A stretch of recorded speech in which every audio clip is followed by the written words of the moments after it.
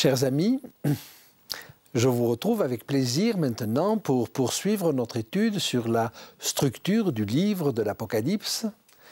Et nous avions vu la dernière fois que l'Apocalypse pouvait se concevoir comme deux histoires qui convergeaient vers le même point et qu'à partir de cela, il y avait deux issues possibles, la bonne voie et la mauvaise voie, Babylone et Jérusalem. Et nous avions compris qu'il y avait là une sorte de système en croix. Mais je vous propose maintenant d'étudier une deuxième structure que je vais appeler une structure en chiasme. Alors la structure en chiasme, c'est un mot un peu compliqué pour une chose très simple, c'est une structure en symétrie. Pourquoi? Parce que c'est basé sur la lettre grecque qui signifie, qui représente ce croisement que je vais vous expliciter sur le schéma suivant. Imaginez que dans un texte s'exprime une pensée, pensée A, suivie d'une deuxième pensée, la pensée B, suivie d'une troisième pensée, qu'on appellera la pensée C, et éventuellement une quatrième, la pensée D. Et ensuite, nous allons reprendre une pensée comparable à la pensée C, alors que je vais appeler C', puis une pensée que je vais appeler B', et une pensée A'. Donc, si vous voulez, on passe d'une idée à l'autre, et puis on revient par le même chemin. Si, au lieu d'exprimer ce que je vous ai mis là sous la forme de ce schéma, on met la succession de ces pensées sous la forme de deux colonnes. Alors on va exprimer la pensée A, la pensée B, la pensée C, la pensée D, et puis sur une deuxième colonne, la pensée C', B', A'. Et si maintenant vous joignez par un trait la pensée A et A', B et B', et C et C', vous voyez que ces lignes se croisent, formant la lettre grecque qui, d'où la structure en chiasme. Alors je vous propose maintenant d'étudier ce que nous allons pouvoir voir des différents éléments. Et la première chose que je vais vous proposer, c'est la comparaison de l'introduction et de la conclusion. Eh bien, si nous comparons ces deux textes-là, nous voyons que les thèmes qui sont abordés en début de livre, en introduction, et les thèmes qui sont abordés en conclusion de livre sont extrêmement semblables. Par exemple, je peux lire en Apocalypse chapitre 1, verset 1, « Révélation de Jésus-Christ que Dieu lui a donnée pour montrer à ses serviteurs les choses qui doivent arriver bientôt et qu'il a fait connaître par l'envoi de son ange à son serviteur Jean. » Si je vais au chapitre 22, au verset 6, je vois « Et il me dit, ces paroles sont certaines et véritables, le Seigneur, le Dieu des esprits des prophètes, a envoyé son ange pour montrer à ses serviteurs les choses qui doivent arriver bientôt. » Je continue, « Heureux, béatitude, heureux celui qui lit et ceux qui entendent les paroles de la prophétie de ce livre. » Chapitre 22, verset 7, « Et voici, je viens bientôt, heureux celui qui garde les paroles de la prophétie de ce livre, car le temps est proche. » Verset 3 et verset 7 du chapitre 22. « Je suis l'alpha et l'oméga, dit le Seigneur Dieu, celui qui est, qui était et qui vient, le Tout-Puissant. » Nous sommes au verset 8 du chapitre 1er. Eh bien, nous retrouvons au chapitre 22, « Je suis l'alpha et l'oméga, le premier et le dernier, le commencement et la fin. » Donc, on peut comparer les thèmes qui sont abordés d'un côté et de l'autre, et sur le schéma que vous voyez apparaître, je vais mettre tout à fait à gauche l'introduction, tout à fait à droite la conclusion, tout en se disant qu'au milieu, j'ai un miroir et que ces deux parties se regardent en miroir. Je vais ensuite disposer les 7 parties que nous avons trouvées dans notre dernière structure, c'est-à-dire les 7 églises, les 7 sceaux, les 7 trompettes, la femme et le dragon, les 7 coupes, le jugement de Babylone et la nouvelle Jérusalem. Eh bien, l'objectif de mon étude aujourd'hui et la prochaine fois sera de vous montrer qu'il y a une symétrie entre la première partie et la septième, la deuxième et la sixième, la troisième et la cinquième, celle du milieu, la quatrième, étant son propre symétrique. Commençons, si vous le voulez bien, par les 7 trompettes et les 7 coupes. Nous allons voir que chacune se correspond. La première trompette à la première coupe, la deuxième trompette à la deuxième coupe. Examinons-le ensemble, je vous le propose. Alors, la première trompette nous dit ceci. Apocalypse chapitre 8, verset 7. Le premier sonna de la trompette et il y eut de la grêle et du feu mêlés de sang qui furent jetés sur la terre, et le tiers de la terre fut brûlé, et le tiers des arbres fut brûlé, et toute herbe verte fut brûlée. Si nous passons à la coupe, nous voyons ceci. Le premier alla, il versa sa coupe sur la terre, et un ulcère malin et douloureux frappa les hommes qui avaient la marque de la bête et qui adoraient son image. Dans les 2 cas, la plaie touche la terre. Passons à la deuxième trompette. Le second ange sonna de la trompette, et quelque chose comme une grande montagne embrasée par le feu fut jetée dans la mer, et le tiers de la mer devint du sang. Le point d'impact ici, c'est la mer. Regardons la deuxième coupe. Le second versa sa coupe dans la mer, et elle devint du sang, comme celui d'un mort. Et tout être vivant mourut, tout ce qui était dans la mer. Passions à la troisième trompette. Chapitre 8, verset 10. Le troisième ange sonna de la trompette, et il tomba du ciel une grande étoile ardente comme un flambeau. Elle tomba sur le tiers des fleuves et sur les sources d'eau. Le point d'impact, le tiers des fleuves et des sources d'eau. Troisième coupe, le troisième versa sa coupe dans les fleuves et dans les sources des eaux, et ils devinrent du sang. Jusque-là, la symétrie est sans faille. Et nous allons trouver la même chose pour la quatrième trompette. Apocalypse 8, verset 12. Le quatrième ange sonna de la trompette, et le tiers du soleil fut frappé, et le tiers de la lune et le tiers des étoiles, afin que le tiers en fût obscurci, et que le jour perdit un tiers de sa clarté, et la nuit de même. Chapitre 16, verset 8, la quatrième coupe. Le quatrième versa sa coupe sur le soleil, et il lui fut donné de brûler les hommes par le feu. Et les hommes furent brûlés par une grande chaleur, et ils blasphémèrent le nom du Dieu qui a autorité sur ces fléaux. Ainsi donc, nous voyons une symétrie parfaite, et là, ce sont les luminaires qui sont touchés, c'est-à-dire le ciel. Maintenant, j'aimerais aborder avec vous les 3 trompettes et les 3 coupes suivantes. Alors, si nous allons vers la 5e trompette, nous trouvons ceci. Le 5e ange sonna de la trompette, et il monta du puits une fumée comme la fumée d'une grande fournaise, et le soleil et l'air furent obscurcis par la fumée du puits. Ce qui domine ici, c'est la fumée, c'est les ténèbres. Eh bien, nous allons avoir la même chose au cours de la 5e coupe. Le 5e versa sa coupe sur le trône de la bête, et son royaume fut couvert de ténèbres, et les hommes se mordaient la langue de douleur. Là encore, ce sont les ténèbres qui dominent. Si je passe à la 6e trompette, le 6e ange sonna de la trompette, et j'entendis une voix venant des 4 cornes de l'autel d'or qui est devant Dieu, et disant au 6e ange qui avait la trompette, « Délie les 4 anges qui sont liés sur le grand fleuve l'Euphrate. » Pour la 6e coupe, le 6e ange versa sa coupe sur le grand fleuve l'Euphrate, et son eau tarit, afin que le chemin des rois de l'Orient fût préparé.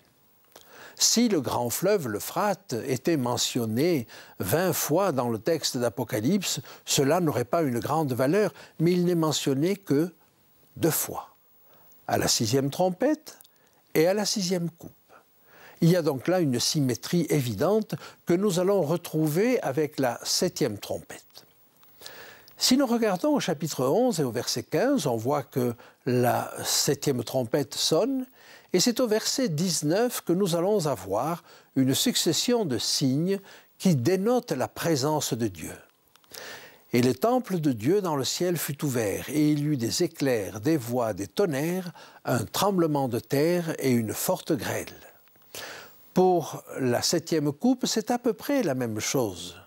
Le 7e versa sa coupe dans l'air, et il y eut des éclairs, des voix, des tonnerres et un grand tremblement de terre, tel qu'il n'y en avait jamais eu. Et il faut aller jusqu'au verset 21 pour voir qu'il y a également une grosse grêle. En conséquence, nous avons là une symétrie évidente entre les trompettes et les coupes. Et si nous reprenons notre schéma, eh bien vous voyez que je fais une accolade entre les 7 trompettes et les 7 coupes. Le deuxième élément que nous allons examiner, c'est la symétrie éventuelle entre les 7 sceaux et le jugement de Babylone. Eh bien pour cela, ça va nous prendre un petit peu plus de temps, et l'objectif que nous allons poursuivre est de voir si les 7 sceaux représentent un jugement.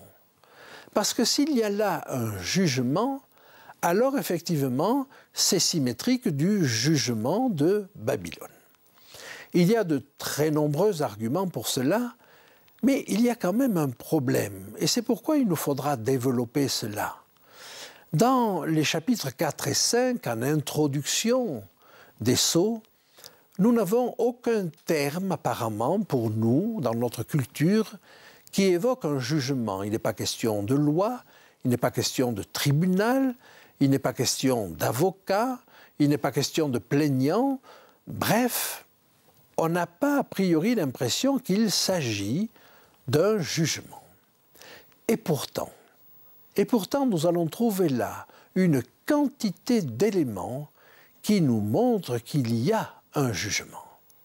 Alors je vous propose d'en examiner quelques-uns. Nous verrons d'abord la notion de trône. Alors cette notion de trône est assez riche et sous plusieurs aspects, elle va nous montrer que le trône est lié à la notion de jugement. J'aimerais pour cela lire avec vous un certain nombre de textes qui vont nous le prouver. Le premier que je vous propose de lire se trouve dans le livre d'Apocalypse au chapitre 4 et au verset 1er.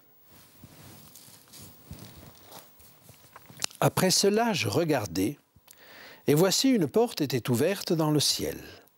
La première voix que j'avais entendue comme le son d'une trompette et qui me parlait, dit « Monte ici, et je te ferai voir ce qui doit arriver dans la suite. » Aussitôt je fus ravi en esprit, et voici il y avait un trône dans le ciel, et sur ce trône quelqu'un était assis. Eh bien, si pour nous le trône n'évoque pas directement la notion de jugement, mais plutôt celui de règne, en Israël, le roi était également juge. Et je vous propose de lire cela à travers quelques textes, et en particulier le psaume 9 au verset 4 ou 5. Psaume 9. « Car tu soutiens mon droit et ma cause. Tu sièges sur ton trône en juste juge. » Quand Dieu siège sur son trône, il est un juste juge. Si nous allons un petit peu plus loin dans le livre du prophète Ésaïe, au chapitre 16 et au verset 5, nous trouvons l'affirmation suivante. « Et le trône s'affermira par la clémence, et l'on y verra siéger fidèlement dans la maison de David un juge ami du droit et zélé pour la justice. » On trouverait bien d'autres textes qui vont dans ce sens-là. Mais j'aimerais maintenant attirer votre attention sur un autre aspect des choses. C'est que dans cette section 2 des sceaux, et la section 6 du jugement de Babylone, Dieu n'est jamais nommé par le narrateur. Dieu, il est nommé celui qui est assis sur le trône. Et je vous invite à lire avec moi quelques versets. Au chapitre 4 d'Apocalypse, au versets 9 et 10. Quand les êtres vivants rendent gloire et honneur et action de grâce à celui qui est assis sur le trône, à celui qui vit au siècle des siècles, les 24 vieillards se prosternent devant celui qui est assis sur le trône, et ils adorent celui qui vit au siècle des siècles, et ils jettent leur couronne devant le trône. Ainsi, à 2 reprises, Dieu est appelé celui qui est assis sur le trône. Si nous poursuivons un petit peu notre enquête, nous voyons qu'au chapitre 5 et au verset 1er, on retrouve le même phénomène. Puis je vis dans la main droite de celui qui était assis sur le trône un livre écrit en dedans et en dehors, scellé de 7 sceaux. Et je vis un ange puissant qui criait d'une voix forte, « Qui est digne d'ouvrir le livre et d'en rompre les sceaux ?» Verset 7, « Il vint et il prit le livre de la main droite de celui qui était assis sur le trône. » On sait que c'est Dieu. Il a été adoré par les 24 anciens et les 4 êtres vivants qui l'appellent Dieu. Mais le narrateur, lui, l'appelle toujours celui qui est assis sur le trône. De cette manière, il souligne son rôle. Et son rôle, c'est d'être assis sur le trône, c'est-à-dire de juger. Je poursuis encore, et nous trouvons au verset 13 du chapitre 5 la chose suivante. « Et toutes les créatures qui sont dans le ciel, sur la terre, sous la terre, sur la mer, et tout ce qui s'y trouve, je les entendis qui disaient à celui qui est assis sur le trône et à l'agneau, soit la louange, l'honneur, la gloire et la force au siècle des siècles. » Ainsi, dans cette introduction, celui qui est assis sur le trône est toujours le juge, et le juge est toujours appelé celui qui est assis sur le trône. Je poursuis mon enquête et je vais au chapitre 6, et je trouve ceci au verset 16. « Et il disait aux montagnes et aux rochers, tombez sur nous, et cachez-nous devant la face de celui qui est assis sur le trône, et devant la colère de l'agneau. » Chapitre 7, verset 10. « Et il criait d'une voix forte en disant, « Le salut est à notre Dieu, qui est assis sur le trône, et à l'agneau. » Et au verset 15, « C'est pour cela qu'ils sont devant le trône de Dieu et le servent jour et nuit dans son temple. Celui qui est assis sur le trône dressera sa tente sur eux. » Maintenant, j'ai exploré cette deuxième section, la section des sceaux. J'aimerais explorer la section 6 du jugement de Babylone. Et nous allons voir quelques textes qui nous disent la même chose.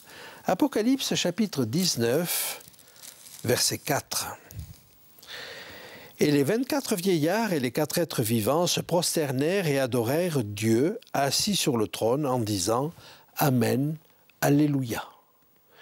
Et puis au chapitre 21 et au verset 5, « Et celui qui était assis sur le trône dit « Voici, je fais toutes choses nouvelles. » Et il dit « Écris, car ces paroles sont certaines et véritables. » Eh bien, Dieu est appelé celui qui est assis sur le trône pour la dernière fois ainsi, au chapitre 21 et au verset 5. Or, c'est à ce moment-là que la sentence est rendue.